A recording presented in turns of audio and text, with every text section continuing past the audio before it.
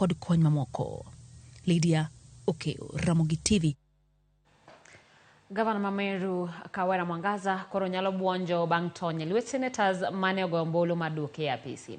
Kawira ne oresi kod senators mane ogoyo ombulu mar kiro koketho abiriyo mane MCAs ma kaunti ma Meru oriedonegi ni gin gi ketho ma oromo thule kata thulo Kawira oko. Jopiny e kaunti ma Meru ogolo pachgi bang' ka gavana mar kaunti no Kawira Mwangaza nyotony ma ok othiche e apisi gi od bura mar senet.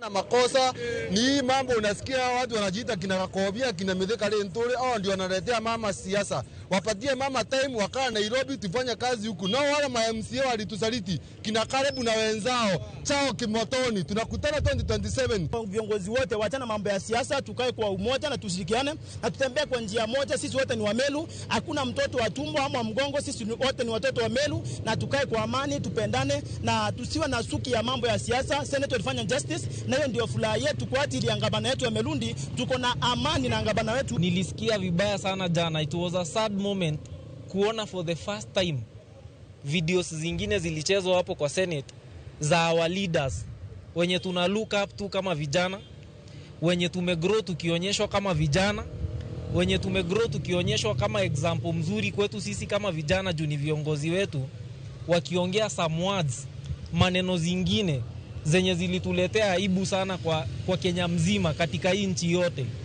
zikatuaibisha hapa Meru. Sasa tumeshukuru sana Mwenyezi Mungu na Senate kuangalia ukweli, wakakata kesi vyenye inafaa. Sasa tunatarajia maendeleo, hatutaki siasa tena, tunataka maendeleo. Tunangojea mama aendelee na kazi yake na speed tumechange. Sasa ni 800 km per hour. Kaende kabati. Speed yenyewe tumechange, ilikuwa 500 km per hour, sasa hivi ni 800 km per hour. Tunasema serikali ya mama iko imara.